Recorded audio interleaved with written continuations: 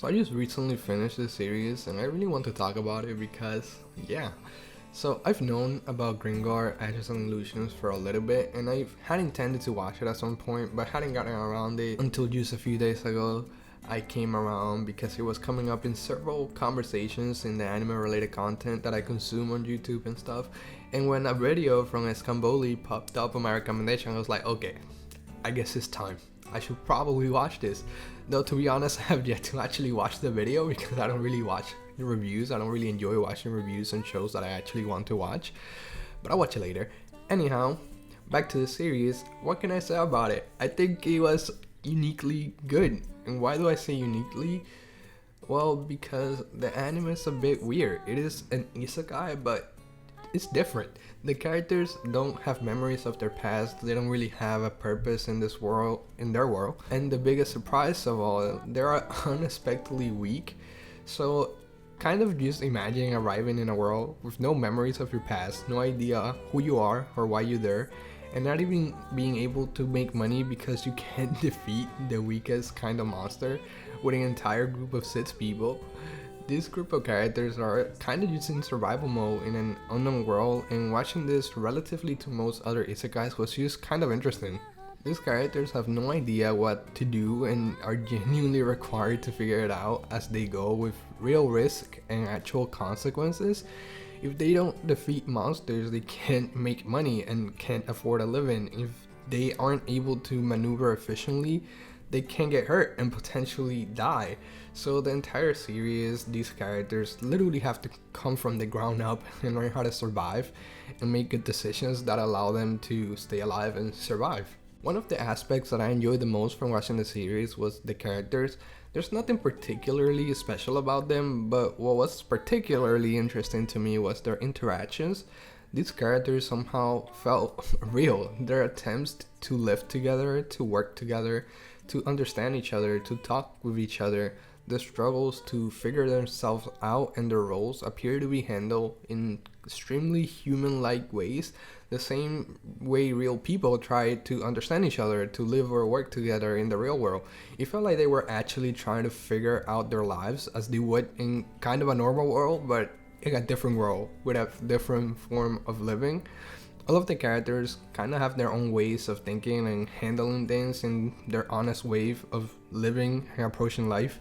I genuinely felt that their experiences were just as some experiences I've had with other people where, you try to figure them out and their approach, needing to consider what's the best way to actually work with them and how to understand them. Honestly, I have no clue if that makes sense, but I hope it did. Overall, it was an interestingly fun experience to see them interact with each other. As I started watching Grimgar, it felt like a match made in heaven, an isekai with his life.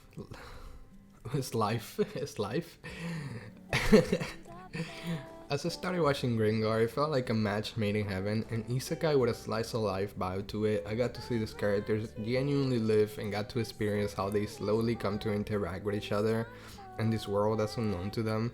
The series has sort of this chill tone and vibe to it that it just feels as if these characters are just genuinely living life.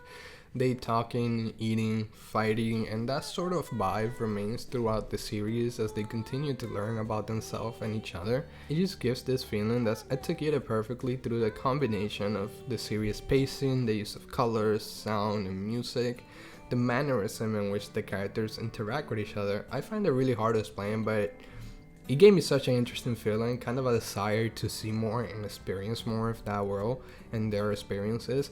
Just from watching the show, I get the feeling that this is a story that was incredibly written. I actually don't know because I haven't read the novels, but the overall depiction of the world's tone and vibe seems crafted so well throughout the anime that it feels as if I'm just reflecting an amazing written depiction. When I finished watching the anime, it felt as if I had just received the same amount of detail of the world and the characters as if I had read the novel, and it was weird because I felt like I just had finished reading a novel and it was a weird feeling. But anyhow, I really enjoyed the series quite a lot. I think it was an interesting, fun experience to watch, and I just loved to see the way these characters sort of had to figure themselves out with no memories of their past. there was only one thing that I really thought of a lot, and this is going to be kind of a spoiler from the first few episodes, maybe even the entire series.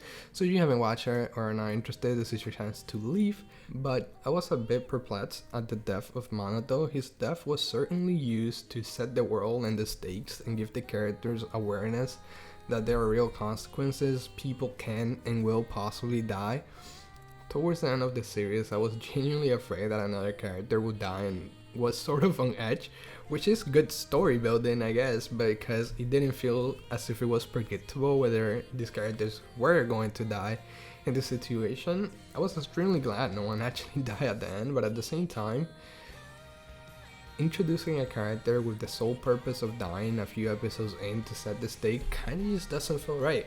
Obviously, this is a perplexing opinion because I don't actually want any other characters to die either, but it makes me question having a character that exists for that only reason in the series that early on. I mean, I guess it could happen though, since he makes the rest of the characters more conscious and careful. But yeah, I just wanted to throw that in there. It's just, it's not really a solidified opinion or anything. It's just kind of my thoughts on that. But anyhow, on another note, I thought the concept of the series as an isekai, but then not remembering anything from the world, was actually kind of interesting. I think it can be seen as unnecessary, and I would see why. But I don't know, I find it conceptually interesting, the thoughts and emotion that it provokes on the characters as they advance in this new world. To see how these different characters that find themselves in a similar situation live with each other was kind of interesting, at least to me. I had a lot of fun watching the series and feel as if there are feelings and thoughts that I have about it that I can't really understand or completely put into words. So I might rewatch it at some point and see how I feel, see what I think about it. But I don't know, I feel like it just had a different vibe. As a person that enjoys slices of life and actually likes Isekai, it felt like a really nice mix between the two. It left me wanting for more and I had a lot of fun. Yeah. I would love to know what other people think of the series and what other people think of what I think, so let me know.